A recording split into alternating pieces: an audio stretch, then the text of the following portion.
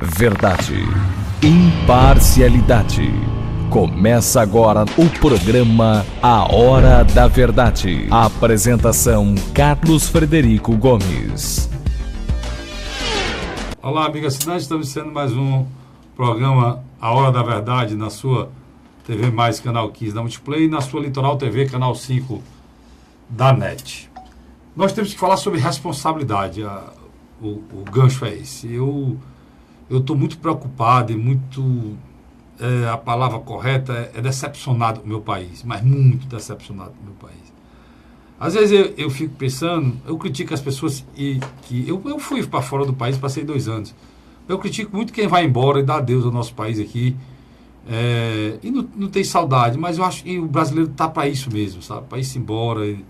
Eu não consigo não, porque eu já morei fora do país e já identifiquei que a minha identidade com o meu país é muito forte, até com o ar que a gente respira aqui, que é diferente do ar da Europa, é totalmente diferente, até o ar que é mais limpo, muito menos pesado do que o de lá, a luminosidade da gente é muito maior, você pensa, você chegar lá, você passar um ano, você vai ver que lá é uma penumbra constante, né? Falta luz, na expressão da palavra, por isso quando eles chegaram aqui, chamaram a gente de Terra da Luz. E, além de tudo, no mundo hoje, o pior é isso. Ninguém aceita mais ninguém.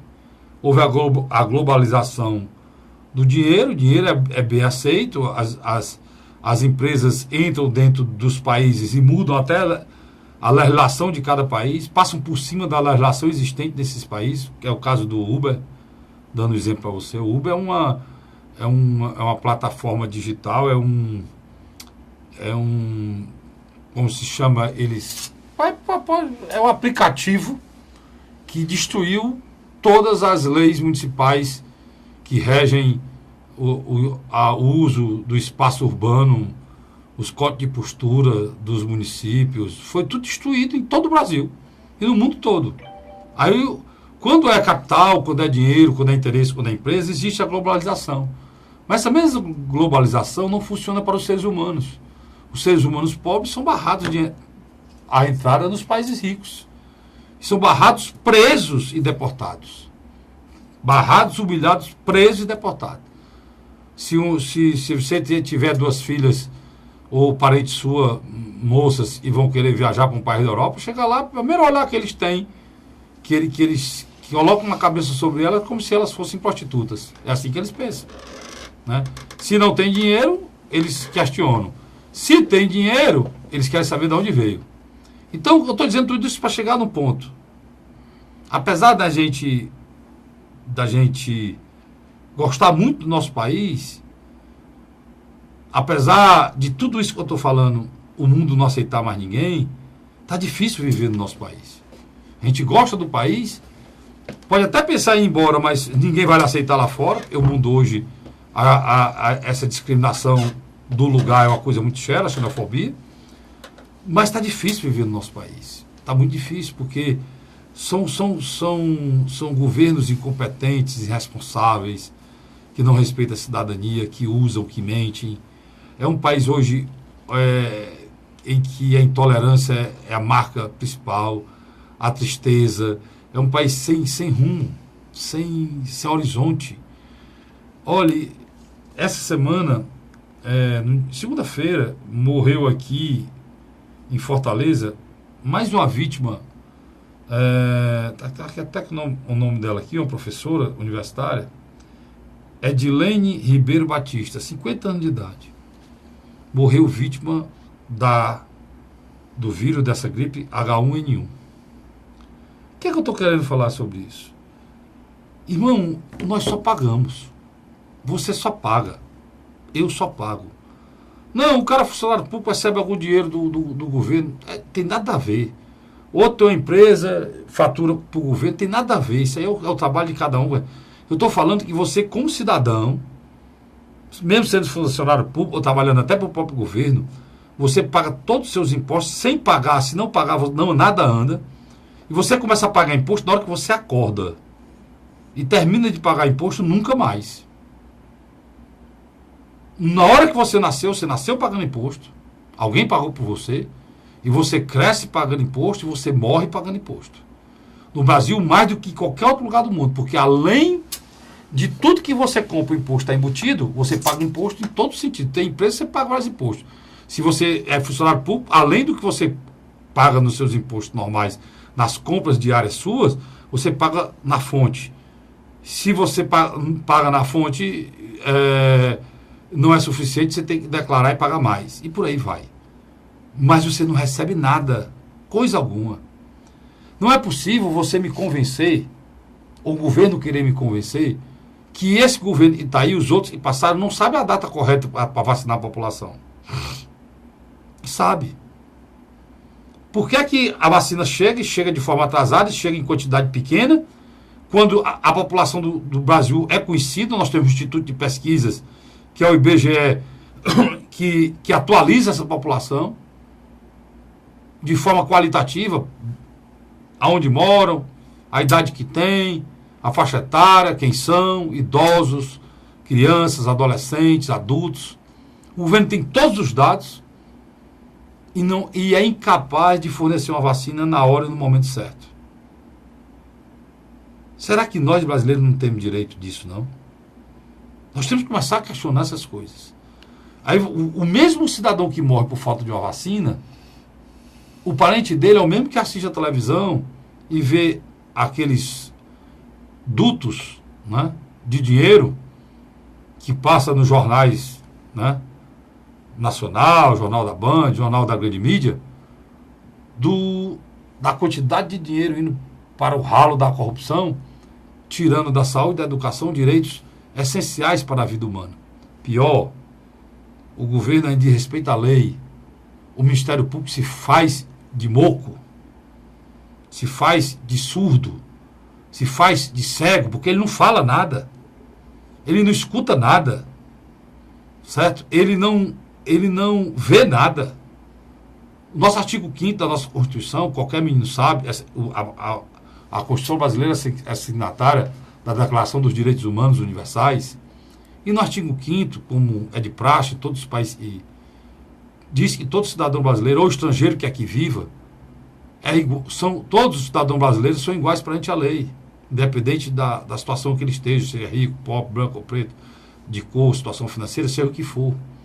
Mas a discriminação começa nas ações do próprio Poder Executivo. O Ministério Público, ele questiona a calçada, o acesso de um cadeirante numa calçada. Questiona tudo de municípios aí, Ministério Público, cada promotor que tem em cada município, questiona. Tem prefeito que nem governa mais, quem governa é o promotor. Mas nós estamos aí. O governo, todo ano, discrimina e diz quem vai viver e quem vai morrer. Essa senhora que morreu tem 50 anos. Pelo calendário, pela ação e pela escolha e determinação do Ministério da Saúde, ela não é para tomar vacina. Quem é que toma vacina? De 0 a 5 anos, crianças. Quem é que toma vacina? Idosos acima de 60 anos. Quem é que toma vacina? Pessoas que têm doenças crônicas. São as pessoas que estão sendo vacinadas agora. Por que agora é importante que todos fossem vacinados? Porque, pelo menos aqui no Nordeste, o momento mais crucial da gripe é agora. Findou maio, acabou a chuva. Terminou a chuva, acabou a transmissão da doença. Porque o nosso calor é tão grande que o vírus não sobrevive. No sul do país, não. No sul do Brasil, começa o inverno. Aí vai começar o problema para eles. Não estou dizendo que não transmite aqui, não. Pode transmitir. Mas vai ser muito mais ameno do que esse momento que a gente vive hoje. Está todo mundo gripado com problema, porque a gente é acostumado com a temperatura cai nessa época de inverno, de chuva, aqui no estado do Ceará. Mas, além disso, o governo discrimina por faixa etária uma doença que atinge a todos. O governo discrimina por faixa etária uma doença que ela é afeita a todos. Todos podem pegar essa doença. As crianças de 6 anos, de 7 anos, de 8 anos, 9 anos, 10 anos, 11 anos, 12 anos, 13 anos, 14, até adolescente pode pegar, dos 14 até os 21 pode pegar, dos 21 até os 60 pega. Mas não, o governo só vai vacinar aquele público mais vulnerável, que ele acha que é vulnerável. Essa senhora que morreu tem 50 anos. Mas quem tem dinheiro, vai na clínica particular, paga R$140 e fica imune. Mas quem não tem dinheiro, morra. É assim que funciona? É assim que a gente deve aceitar que funciona? É assim que o Ministério Público deve aceitar isso? Nós estamos falando de uma doença que mata qualquer um. Por isso não pode ter escolhidos. O governo não pode escolher quem vai viver e quem vai morrer. O governo não pode definir que aquele vai receber a vacina ou o outro não vai receber, ou receba todos ou não receba ninguém. Esse é o fato. Porque nós somos iguais perante a lei. E o exercício de uma campanha de vacina é o fruto do retorno de impostos da população que é regida por aquela Constituição. Então, o governo não tem um tostão. O dinheiro que o governo tem era um de impostos de todos da população. Lá no início, final, 1100, 1200, né? É que o rei gastava muito e se criou o primeiro orçamento da humanidade. Esse orçamento foi criado porque eram os impostos da população que vinham e eram usados. Isso o gasto estava exagerado. Aqui no Brasil, os nossos impostos estão descendo pelo ralo do esgoto, da imundície, da corrupção. E nem mesmo uma vacina, o cidadão brasileiro tem direito de receber. Não dá para vacinar todos, concordo. Não dá para vacinar todos ao mesmo tempo. Mas defina, estabeleça regras e vacine a todos. Agora de 0 a 5, depois de 6 a 10, depois de 10 a 20, depois de 20 a 30, mas vacina a todos, de acordo com a idade. Por quê? Porque isso é o certo. Mas infelizmente procurar o certo num país errado é difícil. E essa senhora morreu, como poderia ser uma pessoa ligada a gente, a você, a mim, a qualquer um. Você estaria muito mais revoltado do que eu estou aqui. Você nem conheço, nunca vi, não sei nem quem é, nunca ouvi falar.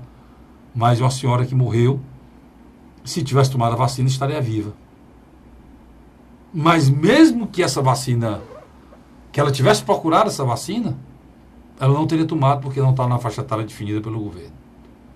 E aí quem a matou foi a nossa triste e imoral democracia, que de Estado Democrático de Direito não tem nada, porque você não tem direito nenhum nesse país. Nesse país você só tem deveres e deveres. E a gente vem dizendo isso há muito tempo, né, Luiz? E parece que isso nunca vai melhorar. Mesmo porque a eleição está chegando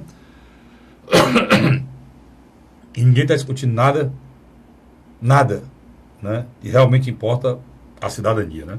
Uma das vantagens de a gente escutar o rádio é que o debate ele é mais efervescente. Quando eu assisto seu programa A Hora da Verdade, na M Cidade, de 9 às 10 horas, e você faz a leitura dos comentários que você recebeu dos seus ouvintes, a gente nota que a discussão sobre a saúde pública no Brasil, e especificamente nesse período de inverno, é muito forte, né, Carlinhos? O sofrimento é muito grande. Luiz. Você acompanhar a vida do cidadão brasileiro, do cidadão cearense, do cidadão fortalezense, nesse esporte de saúde, se você tiver à disposição de fazer esse acompanhamento. Os hospitais privados não ficam tão à frente, não. Não fica, porque quando chega nessa época, fica todo mundo, né? Agora, essa questão da vacina é revoltante porque ela discrimina a cidadania, né? Ela escolhe pessoas que vão ficar imunes e despreza pessoas... A escolha de Sofia, né? Pronto. A escolha de Sofia. Por que é que eu posso ficar ou risco de morrer por ter 53 anos e quem tem abaixo de 5 anos não fica e quem tem acima de 5? Isso é uma loucura, cara. Agora, isso não é culpa do governo, não, Luiz. Isso é culpa da Justiça, do próprio Ministério Público. Não é Justiça, não, o Ministério Público, que é o fiscal da lei e aceita esse tipo de coisa.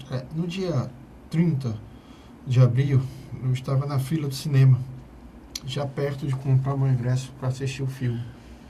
Quando a minha cunhada, que é da área de saúde, liga para minha esposa e diz que eu não fizesse isso, que nós não fizéssemos isso. Porque a gente já está exposto numa sala com ar-condicionado, circulando o vírus. Esse que você falou. Da H1N1. Quer dizer... E o pior, que a gente está falando de fake news, você está falando de... Aí soltaram aqui na internet, existe um vírus H2N3, mentira, o nome do vírus é H3N2, né? E que matou nos Estados Unidos, está matando todo mundo, que está matando ninguém aqui no Brasil, ainda soltaram essa mentira. Esse vírus matou nos Estados Unidos, né? E a própria vacina que está sendo colocada agora, ela já engloba, né? Também a mutação dele. A mutação dele para H3N2, né? H3N2. Mas muita mentira, muita coisa, mas você dizer que um Estado, que um país como o Brasil, um país rico como o Brasil, um país que fatura, e só de juros da dívida paga $1 trilhão anual, não tem dinheiro para vacinar o seu povo, Luiz, é brincadeira. Na grande realidade... Isso é brincadeira, isso é brincar. Existe uma discussão no Brasil que ninguém leva a sério, pouco se discute. Saneamento básico. O último grande projeto de saneamento básico no Ceará e Fortaleza se chamou Tasso Gereissati. O Tasso Gereissati vai fazer 16 anos fora do poder. Mas aí, Luiz... Você sabe que o saneamento... é fundamental, mas... Mas o caso dessas gripes, e são coisas que acontecem, mas não é nem... Vamos esquecer a gripe, que tem que ser feita anualmente. Eu já falei aqui sobre isso. Vamos falar da febre amarela, que é uma vacina... Você só toma uma na vida, e o Estado é inoperante, incapaz de vacinar. Você só toma uma vez, Luiz. Se você for vacinado uma vez, nunca mais você vai ser vacinado. Se o governo brasileiro não tem condição de vacinar as pessoas que é muita gente, e se ele em 5 anos ele vacina a população toda. O problema do Brasil nunca foi dinheiro. O problema do Brasil é a corrupção. Não, a corrupção e a falta de planejamento, Luiz. Até mesmo agora, as pessoas eles foram escolhidas e foram ungidas para serem vacinadas, tá? Até mesmo essas pessoas estão sendo vacinadas na época errada. Era para ter sido vacinado em março, fevereiro. Para quando chegar nessa época, as pessoas já estarem imunizadas. A vacina passa 10 ou 15 dias para surtir o efeito. Quer dizer, nem ser capaz de vacinar a população antes que as pessoas adoeçam, esse governo é capaz, e os governos anteriores também, tudo é a mesma porcaria, né? Não tem distinção de um para o outro, não. É só a minha indignação que eu estou colocando aqui, a indignação de todo mundo, está todo mundo com medo. Você vê uma história dessa que o Luiz conta, você vai para o cinema, aí uma pessoa liga, não vá não, que você pode estar sujeito a pegar. Isso não existe, cara. O cidadão agora vai viver trancado dentro de uma bolha. Isso não existe, Luiz. Concordo com você. Isso não existe, cara. Não existe. Se existe a doença, está aí, que as pessoas se vacinem para poder continuar a sua vida, o país não pode parar. Aí se ninguém for para o cinema, vão demitir, todo mundo trabalha no cinema, a indústria quebra. Isso não existe, cara. Né? É uma loucura que a gente vive que é demais. É mais um problema para quem tem restaurante, para quem tem lojas, né? Porque literalmente, se você fica com medo de sair de casa, automaticamente não pode, esses locais isso não pode, cara. Você não pode viver desse jeito, você não pode. Por exemplo, se for pensar dessa maneira, Luiz, que o professor, cara, sem dúvida, os alunos e os professores estão sempre no cinema. Não, eles estão sempre na sala de aula com 60 alunos, com ar-condicionado, estão todos pensando dentro do cinema. Os novos colégios do estado, todos são com ar-condicionado. Mas é natural. Nós vivemos no semiárido, não tem que aguente viver sem ar-condicionado, no calor. Então é isso, eu fiquei indignado com isso, acho que todo mundo de bom senso fica, as pessoas que morreram por inoperância, por incompetência, por falta de responsabilidade, por falta de compromisso, por um bocado de coisa que esse governo não tem, esse não tem, e nem os outros têm, nem os outros tiveram, E eu duvido muito que o próximo possa vir a ter. Por quê, Cássio? Porque não dá, irmão. Quem está discutindo saúde no Brasil? Você viu alguma entrevista aí? Alguém está discutindo saúde? Rapaz, eu vi entrevista da Marina Silva no Roda Viva anteontem. Perguntaram tudo da Marina Silva. Só não falaram de saúde, só não falaram de educação, só não falaram de vida pública. Falaram de violência, vamos dizer, lembrar um amigo meu, Itamar Franco, en passant, né? Uma expressão francesa, en passant, ou seja, de passagem, rapidamente. Falar de saúde, en passant, também rapidamente. Não se aprofundaram. Programa de mais de 1 hora, não se aprofundaram em nenhum drama, Luiz, do cidadão brasileiro. Sabe? A discussão lá era o quê? Qual era a discussão? Você assistiu, Luiz? A discussão era se ela ia ter base, se não ia ter base. Prisão do Lula. Prisão do Lula, se ela vai ter aliança. Quem é que vai fazer aliança, que a rede não tem espaço no tempo. Rapaz, pelo amor de Deus. Você entrevistando candidato, pré-candidato a presidente da República com grande potencial. Com 10% de coisa. Não fizeram uma pergunta que diz respeito ao drama da vida do cidadão brasileiro. Não falaram nem do desempregado, mano. 3 milhões de desempregados, não mostraram, tentaram falar no assunto. Ela deu algumas respostas, assim, evasivas, sem a profundidade, e ninguém discutiu. Qual é o plano que a senhora tem para recuperar o Brasil economicamente? Né? Como é que só vai gerar emprego? Como é que só pretende tirar 3 milhões? Não tem. Aí a pessoa sai de uma forma evasiva, você tem que insistir. Um candidato a presidente, Luiz, tem que estar preparado para ser candidato a presidente. Ou não, Luiz? Eu estou errado isso aqui, estou dizendo. Eu acho que nós hoje temos pré-candidatos que, teoricamente, estão muito abaixo da necessidade que a população quer que se discuta. Perfeito. Eu tenho admiração pela Marina. Inclusive, votei nela na eleição passada. Não me furto. Não, hein? Não esconde. Não furto a dizer, porque para mim a candidata honesta que tinha na eleição passada era ela. Foi comprovado. A candidata honesta que um dos candidatos que tem aí, né? Que com certeza é uma pessoa honesta, é a Marina Silva. E honesta e muito verdadeira nos seus princípios. Só que eu acho, aí eu voltei sabendo, disse e volto a dizer, eu acho ela muito pura, né? Muito pura nos seus princípios, até um pouco utópica, para enfrentar o que é a realidade de ser presidente da República desse país.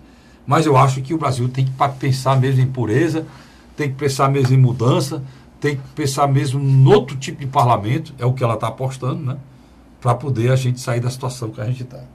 Está na hora de ir para o intervalo? Pois eu vou para um rápido intervalo e volto já com o segundo bloco do programa Hora da Verdade. Sai daí não. A Hora da Verdade.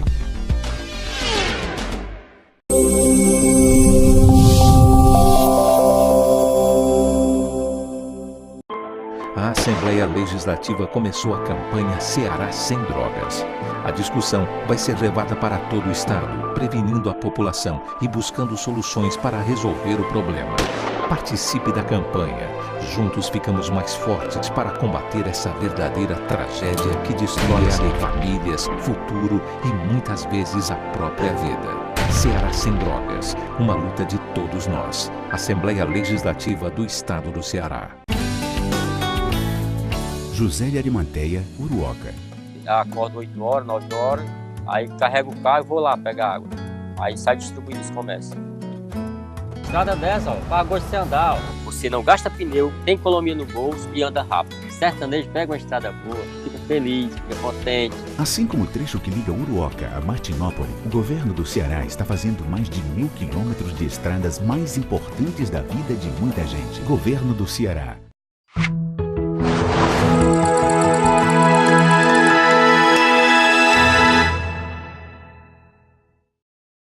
A Hora da Verdade.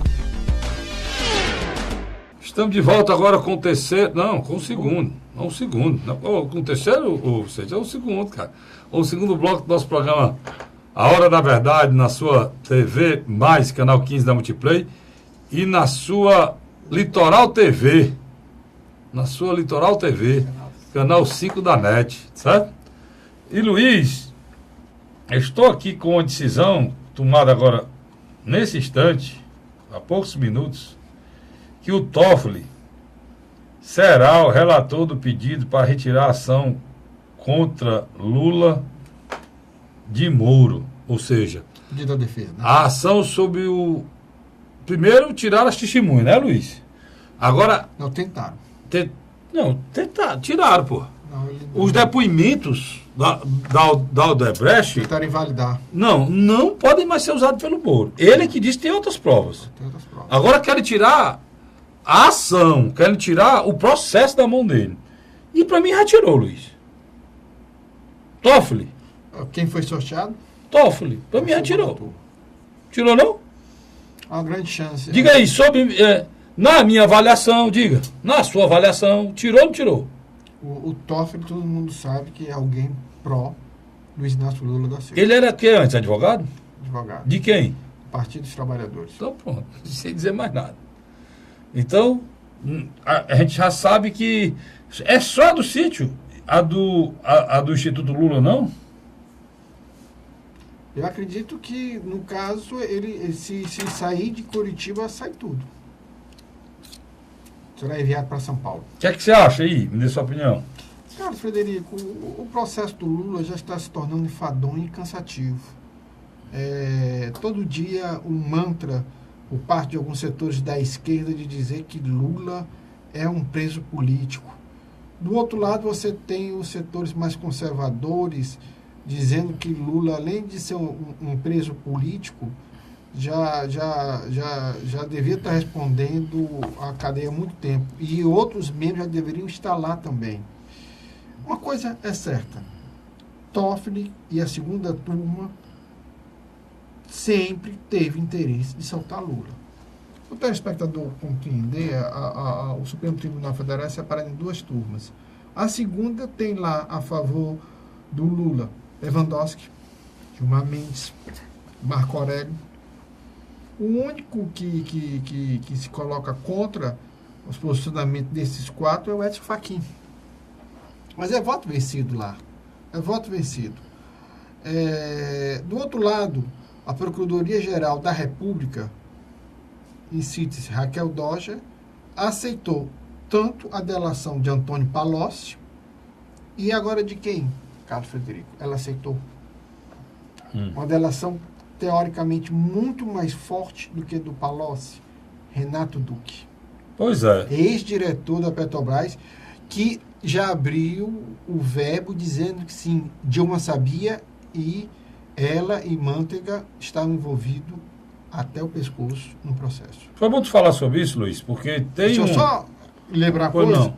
Em 2003, qual o ministério que a Dilma assume? Não foi a Casa Civil, não.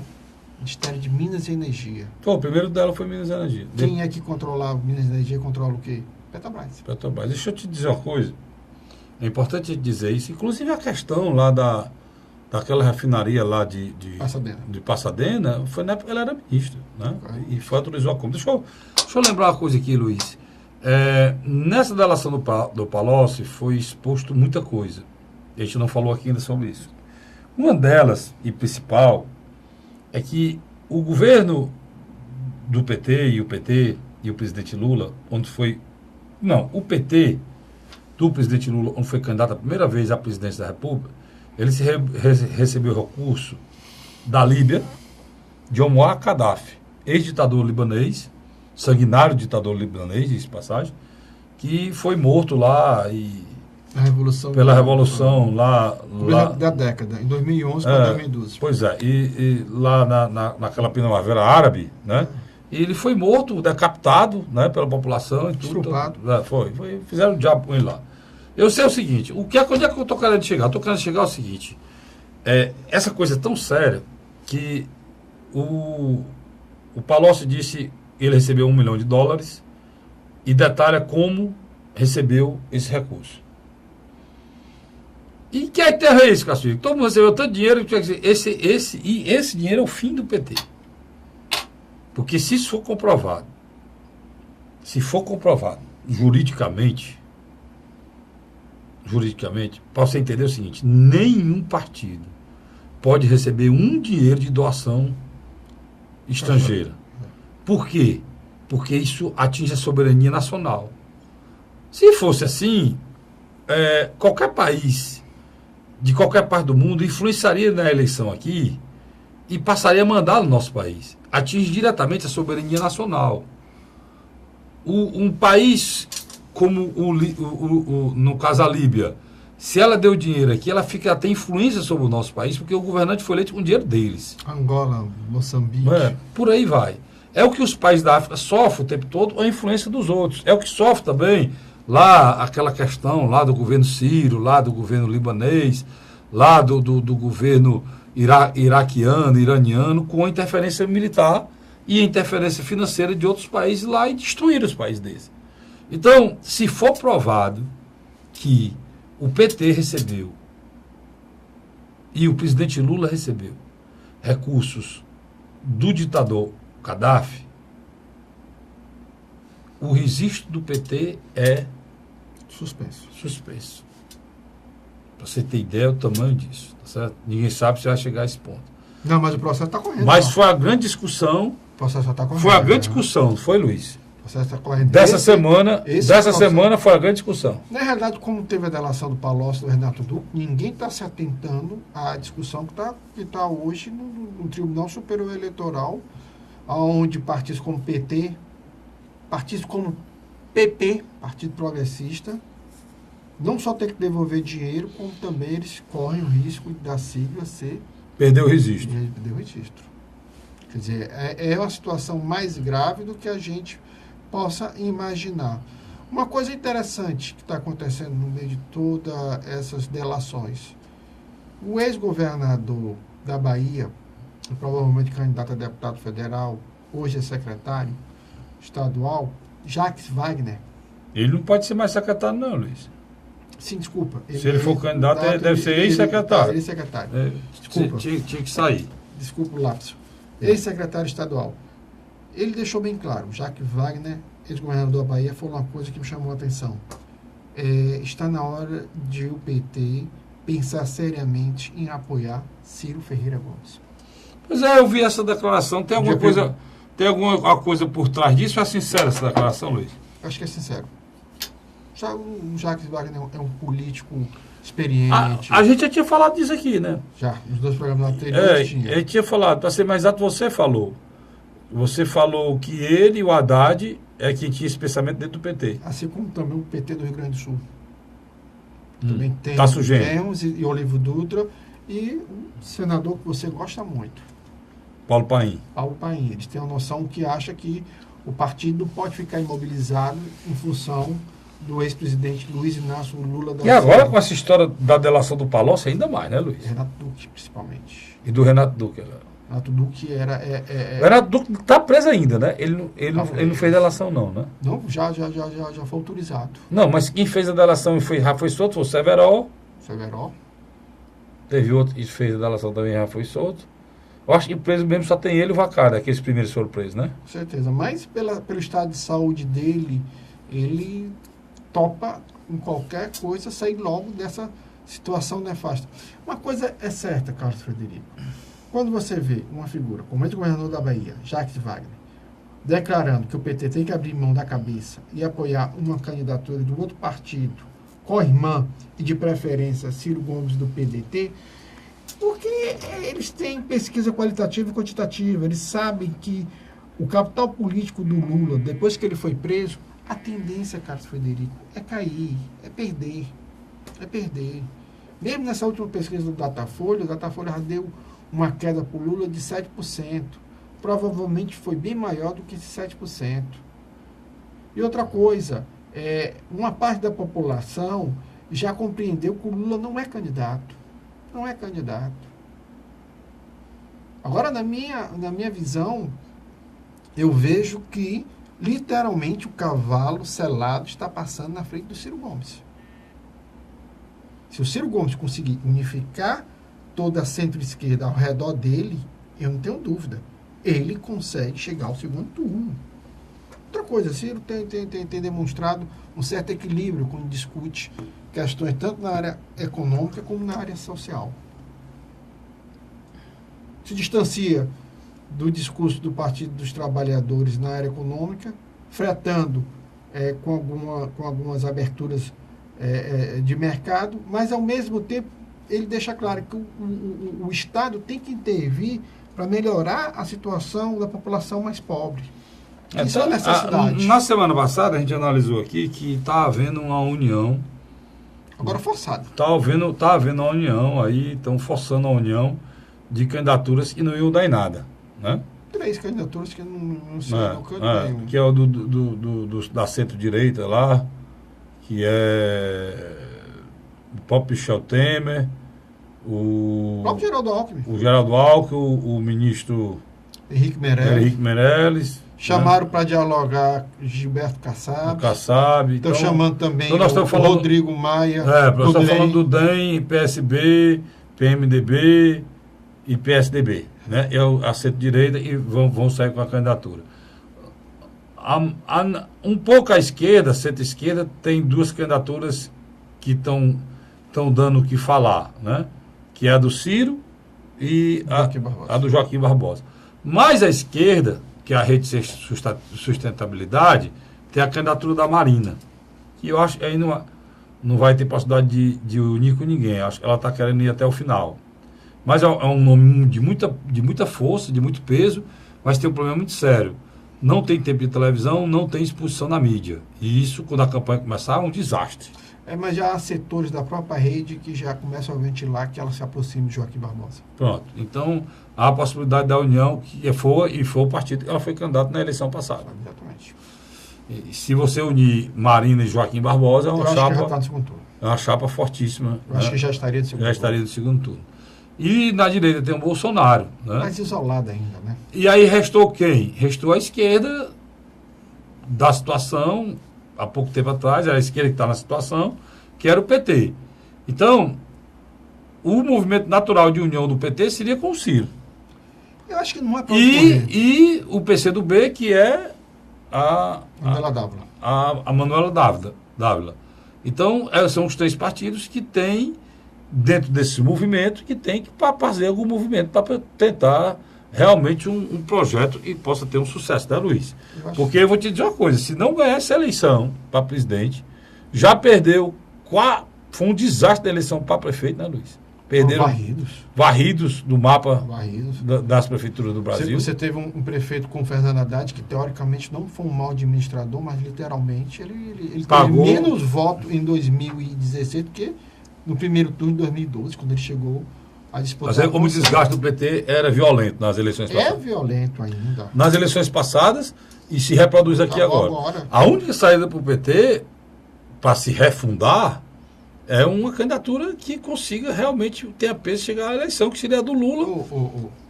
Federico, nas primeiras semanas, as caravanas de apoio ao Lula foram grandes.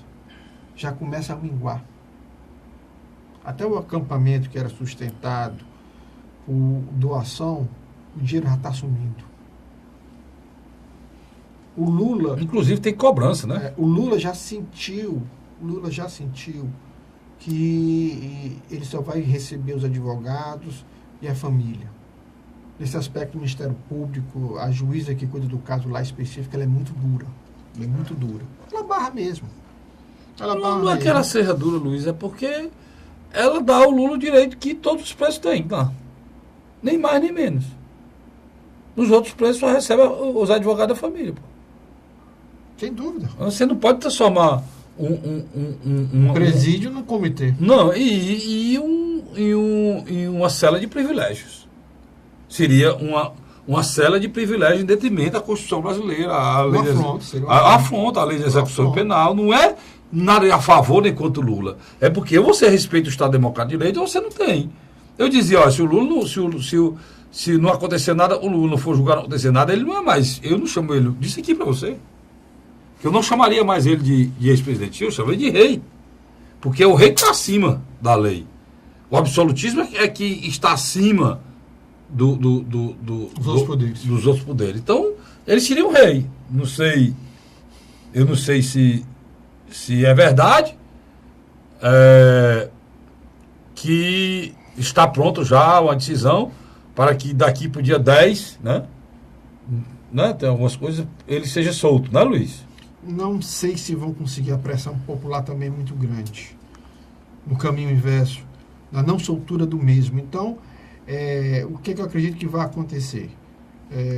A delação tanto do Palocci como do Renato Duque, ele vai ter influência na decisão dos membros da segunda turma do Supremo Tribunal Federal, quando forem ver o processo que caiu agora na mão deles em relação à retirada do processo do Lula, do Moro. Mas eu acredito que eles não vão entrar nessa, porque hoje o Supremo Tribunal Federal, mais que ele fale que não, ele não está mais blindado contra a opinião pública. Por outro lado, o ex-ministro, ex-governador e presidenciável Ciro Gomes deverá, nos próximos dias, tomar uma decisão bem definitiva. Ou ele se abraça definitivamente com o PT, ou ele se distancia.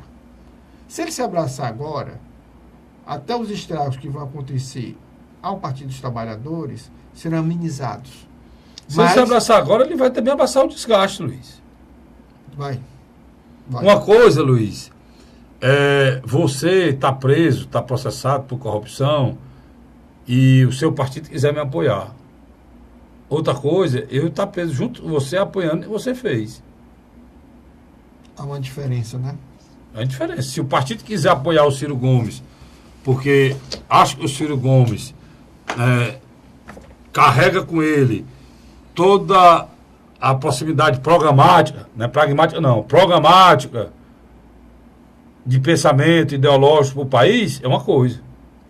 Outra coisa é o Ciro Gomes aceitar, concordar que com aquilo que foi feito, com a revolta contra a justiça, a negação à justiça, a negação ao ilícito, a negação ao que foi realmente o que aconteceu, que você parar para pensar. É uma loucura você aceitar, é uma loucura a gente ouvir, você ouvir uma negativa de fatos reais e todo mundo achar que isso é normal. Uma pessoa ir para uma televisão, ao ficar de frente aqui para estar ali, como eu estou para vocês, dizer, olha, o que aconteceu, o presidente Lula não fez nada, foi tudo armado.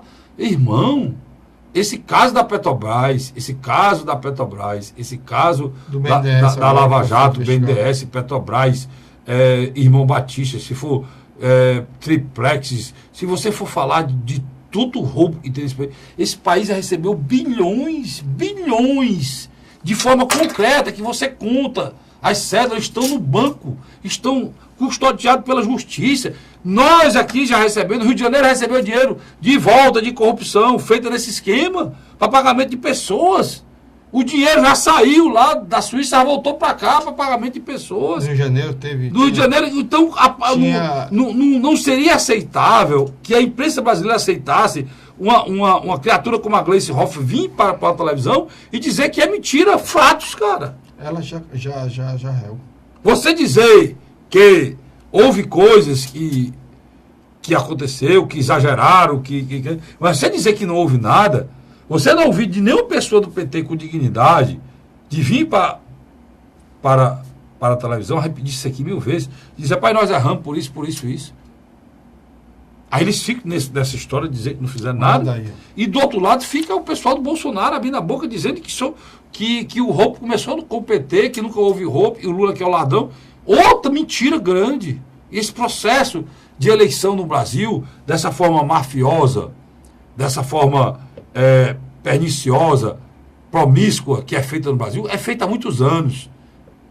O mensalão do PT, do Lula, não foi criado pelo Lula, não, foi criado pelo PSDB.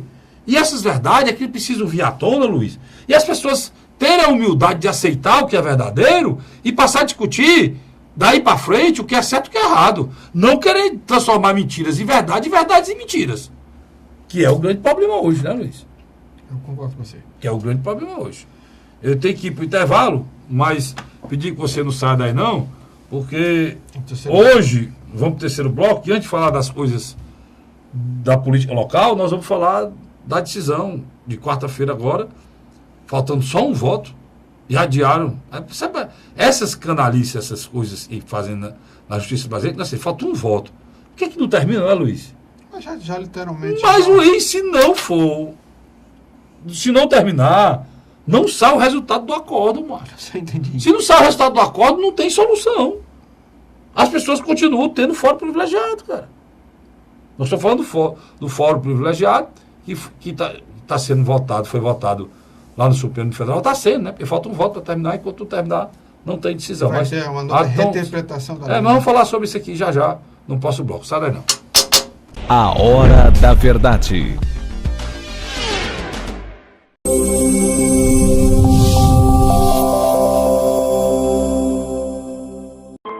A Assembleia Legislativa começou a campanha Ceará Sem Drogas. A discussão vai ser levada para todo o estado, prevenindo a população e buscando soluções para resolver o problema. Participe da campanha. Juntos ficamos mais fortes para combater essa verdadeira tragédia que destrói famílias, futuro e muitas vezes a própria vida. Ceará Sem Drogas, uma luta de todos nós. Assembleia Legislativa do Estado do Ceará. José de Arimanteia, Uruoca. Acordo 8 horas, 9 horas, aí carrego o carro e vou lá pegar água. Aí sai distribuindo os comércios. Estrada dessa, para gosto de você andar, Você não gasta pneu, tem economia no bolso e anda rápido. Sertanejo pega uma estrada boa, fica feliz, fica contente. Assim como o trecho que liga Uruoca a Martinópole, o governo do Ceará está fazendo mais de 1.000 quilômetros de estradas mais importantes da vida de muita gente. Governo do Ceará.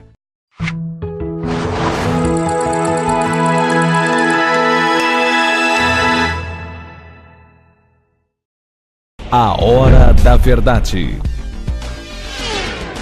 Estamos de volta agora com o terceiro e último bloco do nosso programa A Hora da Verdade, na sua TV+, canal 15 da Multiplay, e na sua TV Litoral, ou Litoral TV, melhor dizendo, da sua Litoral TV, canal 5 da NET. Então, me avisando aqui que eu venho dizendo o nome da TV Litoral de forma errada. Não é TV Litoral, é Litoral TV. É na frente o Litoral, tá certo?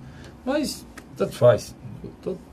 É Litoral TV ou TV Litoral, você entendeu. Olha, tudo é litoral, tudo tem praia e mar. Deixa eu falar aqui sobre o Supremo Tribunal Federal, que eu não aguento mais falar sobre esses homens. Impressionante nesse país é o seguinte: esses caras vieram, eles já têm capa, né? Eles só falta voar, né? Já tem capa, eles estão tudo encapado, né? Se fosse o mesmo livro encapado, era melhor que esse, tudo com capa. E essas criaturas, tá aqui a manchete: Supremo suspende julgamento sobre extinção de fórum privilegiado, sessão será retomada amanhã. Faltava um voto, cara. Os caras não podiam continuar. Luiz, é impressionante, né? Ele não pode continuar mais 10 minutos, né? Ou mais meia hora, não. Faltava um voto. Não, deixa para amanhã, né? Não sei qual é o interesse disso. Mas, seria o último. Até o momento, a maioria dos ministros acompanhou o voto do relator, o ministro Luiz Roberto Barroso, que defende a manutenção da condição apenas em caso de acusação de crime cometido durante o mandato ou relacionado à função. Isso aqui é uma excrescência. Eu vou ler aqui um pedacinho para você entender o que é essa excrescência. O Supremo Tribunal Federal retornou nesta quarta-feira o julgamento sobre o alcance do foro privilegiado de função para deputados e senadores, mas a sessão não encerrou o debate. O chamado foro privilegiado é o direito conferido pelo ordenamento jurídico e detentores de determinados cargos públicos de serem submetidos ao julgamento por tribunais superiores, em vez de ter o processo iniciado à primeira instância. Pronto, o que é isso aí? O foro privilegiado é um direito que os deputados e senadores têm, deputados federais e senadores, de ser julgados pelo Supremo Tribunal Federal e não como mortais comuns, como eu e você, que seria julgado se cometer algum erro, algum delito, pela justiça comum na primeira instância, ou seja, na nossa comarca. Só que tem um problema. Não é só deputados e senadores que têm fórum privilegiado, não, né, juiz? Não é, Luiz? Tem funcionários públicos. Funcionários públicos, ministro de tribunal de contas, ministro do Supremo Tribunal Federal, desembargadores de tribunais estaduais, deputados estaduais têm um foro diferente que é o Tribunal que é o tribunal. Quer dizer, E tem um exemplo aí que eu acho interessante. Mas juízes federais têm fórum privilegiado. Meu irmão, se a discussão é fórum, vamos acabar. O que eu acho uma excrescência, Luiz, é isso está sendo discutido pelo Supremo. Da reinterpretação. Tudo nesse país é reinterpretado. Na realidade, o que o Supremo faz é legislar. Mas a culpa do Supremo não. A culpa é desse Congresso canalha que a gente tem. Paralisado, que não vota nada, importa o cidadão. Eles não querem perder o fórum privilegiado, que não é para ter. Não era para ter. Que o cara matou um cara há 10 anos atrás, vai ler deputado, o processo dele vai. O que tem a ver com a outra? O fórum privilegiado diz respeito restritamente, Luiz, a assuntos que diz respeito à função que ele exerce naquele momento. Se é senador, é alguma coisa como um momento, um delito cometido, que ele cometeu como senador da República. Nos anos 90, não é? Nos anos 90, o Mauro Mictorga participou das comissões do narcotráfico. Então ele usava o fórum positivamente para fazer a investigação. Mas além do fórum, Luiz... Não, esse é um exemplo. Mas além do fórum, irmão, os deputados estaduais, os deputados federais, e os senadores da República já têm imunidade parlamentar. Tudo bem, mas eu estou dando um exemplo. Entendeu? Eu estou dizendo, ele já tem a imunidade e o fórum. Agora, eu se fosse deputado, os senhores deputados do Ceará, ou do Ceará lá em Brasília, agora vocês deveriam dar uma resposta ao Supremo Tribunal Federal. Qual é a resposta? Não tem problema. A gente pede o fórum privilegiado. E eu acho que vocês não deveriam nem ter. Mas aproveitar e votar no Congresso acabando com o fórum privilegiado do Brasil. Para todos. Para todos. Para todos. Porque o fórum privilegiado, ele é incompatível com o artigo 5º da Constituição de novo. De novo. Todos os brasileiros são iguais perante a lei, Luiz? Como? Se tu tem fórum privilegiado, eu não tenho? Como é que pode? Se eu tenho fórum privilegiado e tu não tem, nós não somos brasileiros. Tanto faz ser contigo, comigo, nós não somos iguais perante a lei. E as coisas deveriam ser simples assim. E desvirtuada, né? As coisas deveriam ser simples assim. E se fosse simples assim, nós realmente estaríamos num Estado democrático de direito e estaríamos numa nação decente. Essa nação não é decente, Luiz, por isso. Dá uma explicação aqui ao nosso telespectador. Por que Sérgio Cabral e Lula estão presos? Carlos Frederico. Por quê? Diga lá. Se em 2014, Sérgio Cabral, quando renunciou o governo do Estado, tivesse ido para deputado federal e o Lula fosse tão vaidoso, tivesse ido para deputado federal, onde é que estava o processo dos dois? Lá no Supremo. O Supremo recebeu há 2 anos 79 congressistas para processar, abrir inquérito e desses 79 só tem um. Que vai ser agora. Que vai ser julgado agora dia 14. Quando é que você acha que vão terminar os outros 78? Nunca. Vão prescrever. Só teve uma época que foi diferente, foi na época do Joaquim Barbosa, por isso que ele é candidato a presidente. Na história todinha do Supremo. E se confunde com a história do Brasil, né, democrático, ou da República Federativa do Brasil. Já tem senador que está fazendo um cálculo e dizer, vou para deputado federal. Tem muitos fazendo esse cálculo. Porque, aqui não tem foro, se não tiver foro, Luiz, para quê? Ele cai na mão da primeira instância. Cai na mão da primeira instância. Tem muitos que não vão ser nem candidatos. Né? Aécio Neves que eu digo. Agora, Aécio Neves, ele não está preso por quê? Porque é do PSDB? Não, porque tem foro. O foro privilegiado do Aécio é que não permite que ele seja preso, que era para estar preso há muito tempo. Mas ele é protegido pela mesa diretora. Mas o pior não foi isso, não. O pior é que o PT voltou para ele continuar como senador. É lógico, mas havia o efeito dominó se o Aécio. O PT voltou para ele continuar como senador. Mas se o Aécio fosse preso, logo depois iriam outros parlamentares e uma parte deles seriam petistas. Mas depois o petista vem dizer que o canalha do Aécio não vai preso porque a justiça protege. Não é esse o mantra? É porque existe o bom golpista e o mau golpista. depender do Estado. Por exemplo, o Renan Calheiros é um bom golpista. É gente boa, né? PMDB, vagabundo da pior espécie, né? Apoia o Lula. Apoia o Lula. Às vezes essas coisas, cara, não dá. A gente tem que parar de brincar com isso e acabar com esse maniqueísmo aí de lado B, lado C. Outra história de direita e esquerda. Que no Brasil não tem direito. Quando o Ciro Gomes diz que é de esquerda, eu sei que no Brasil não tem direito nem esquerda. Carlos, você foi vice-prefeito, Santa Quitéria, você já participou de várias campanhas do seu pai, do seu irmão. O que significa para você subir num palanque e receber vaia? É o fim. Não, ele falou isso aí, mas quando eu fui vice-prefeito, eu já tenho 54 anos.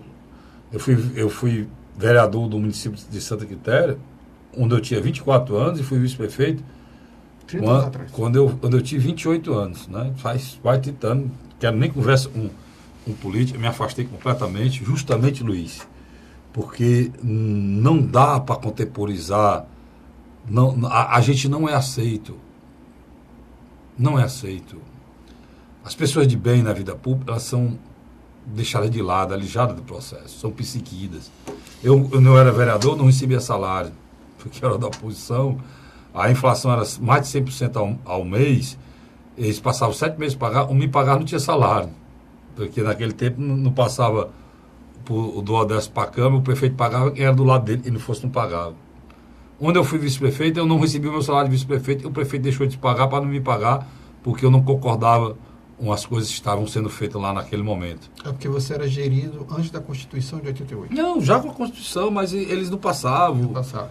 Vieram passar um tempo desse, quando o juiz tiver a coragem de acabar com essa parte. De bloquear os recursos se não passasse. Até um dia desse, tem vereador de oposição que não recebe salário, porque o prefeito não repassa o do 10º, aí o presidente tinha que entrar na justiça, para a justiça bloquear o recurso para depois ele passar. E passa para os outros vereadores, para os governistas. No tempo, na época, em 88, quando eu fui vereador, quando criaram a história dos 5% do valor da arrecadação do município, como é que fazia? Eles faziam uma média de um ano, uma inflação de 100% ao mês, fazia a média de um ano e passava em cima daquela média. Quer dizer, o vereador ganhava o mínimo do mínimo do mínimo. Não, o vereador tem que ganhar o que é o direito dele. Se ele for um homem de bem, ele tem que ganhar o que é o direito dele. Não ficar a refém de prefeito, pedindo bico de pau ao prefeito, e na mão do prefeito e não defender a população. Complicado. Né? Então, as coisas são assim. Então, na época que eu fui vice-prefeito, outro problema, porque o prefeito deixou de se pagar, ele não recebia, para não me pagar, para me prejudicar. Né? Aí saiu da prefeitura e que nem da polícia. Esperando que eu fosse lá pedir arrego. Eu acho que ele esperou até um dia desse, até agora eu não voltei lá. Mas deixa eu dizer uma coisa, Luiz. A questão das vaias, nesse último final de semana. As vaias, cara, muitas vezes são orquestradas, muitas vezes são direcionadas, muitas vezes são trabalhadas para acontecer. Sem dúvida. No interior assim, você sabe disso? Sei disso. E muitas vezes também é fruto de um desgaste intenso. Resta ao senador Eunício e à deputada Gorete Pereira saber se as vaias foram trabalhadas, orquestradas, ou se são retratos de um desgaste intenso. Eu acho que é um coquetel. Dos dois. Eu acho que é um coquetel. Porque a gente sabe que se você chegar no interior, ou mesmo aqui em alguns bairros, se você puxar a vaia, acontece duas coisas. Ou ela não se propaga, ou ela se propaga ao extremo. Eu disse isso hoje para o nosso colega Márcio Diniz, colega jornalista, você conhece? Isso, pessoa do bem. Inclusive é assessor do sobrinho do senador, né? Do Daniel. E ele disse, Carlos, tem razão. Vocês têm que identificar isso, né? De que essa vaia é fruto, né? Mas, Luiz, eu postei uma matéria no meu blog, e é também assunto nosso, 2 matérias, inclusive, porque eu fico inquieto com algumas coisas que eu escuto, né? E eu escutei, eu tenho 2 minutos, ver se eu faço isso em 2 minutos, e eu escutei que o governador Cid Gomes estava prejudicando o Ciro num blog do Eleomar. Acho que uma matéria daquele rapaz que... Eu escutei, não, eu li, né, do blog do Eleomar. Daquele rapaz da coluna de política, né? Do jornal Povo. Não sei se foi o Fábio Campos ou o Érico Firmo. Né? Deve ter sido o Érico Firmo, né? E eu botei aqui a matéria, até iniciei da mesma maneira que eles, né? Mas justamente para criar o impacto de ver, não tem nada a ver. É justamente o contrário que eu penso. Os irmãos batistas da altura da JBS estariam dispostos a revelar detalhes da suposta propina, né? Eu botei o suposto aqui e não botaram lá, botaram como se ele tivesse recebido, né? Lá botaram, aqui eu botei suposta propina de 20 milhões, o que recebeu foi doação, estou dizendo que é propina, tem que saber se é doação ou propina. Que teria sido paga, também botei que teria sido paga, porque tudo é suspeição, está tudo processo, é um processo, nem iniciou ainda, né? A Cid Gomes no mês passado,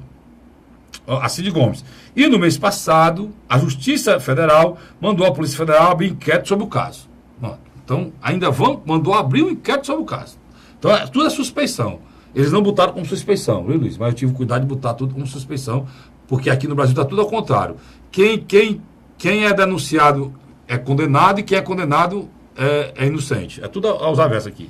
Pois é, o certo é que este caso só está se agravando juridicamente, que é a minha opinião já.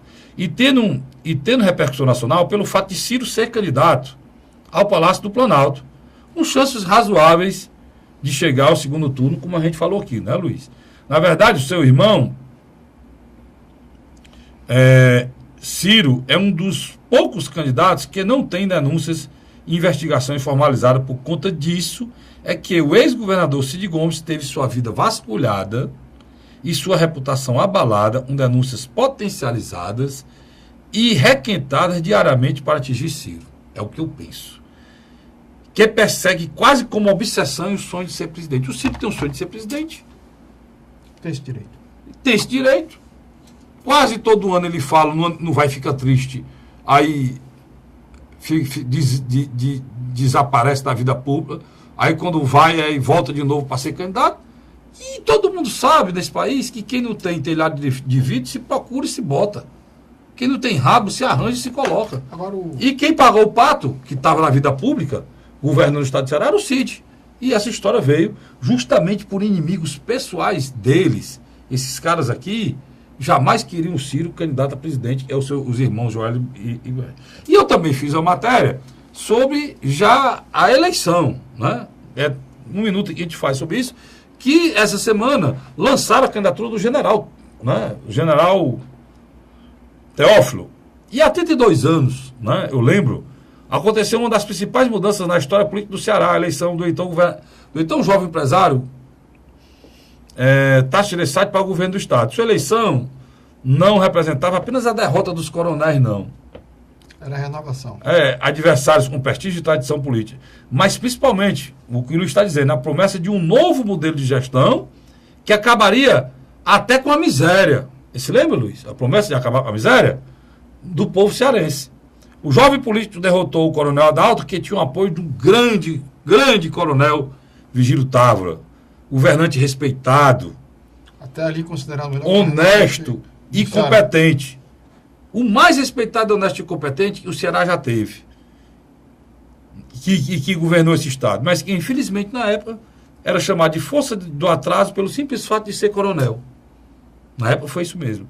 O tempo passou, eu acho que hoje o sexagenário Tasso Gereissati reconheceu as qualidades extraordinárias que necessariamente um militar de alta patente, como um general, um coronel tem que ter. Eles têm, porque ele passa para a academia, tem que estudar, tem que crescer, tem que ser inteligente para ser general, para ser coronel. Pois é. E 32 anos depois de destruir os coronéis, ou força do atraso, como eram chamados por ele, agora Tasso quer que o nosso estado seja governado novamente por um militar. Agora o general Teófilo, candidato lançado do bolso do seu colete. E com essa matéria, leia lá com mais calma, do blog do CastroFrederico.blogspot.com. Com essa matéria, Luiz, eu me despeço. Agradeço, cara. Agradeço a você e a você, assinante. A gente volta na próxima semana, se Deus quiser, com mais um programa A Hora da Verdade. Até lá.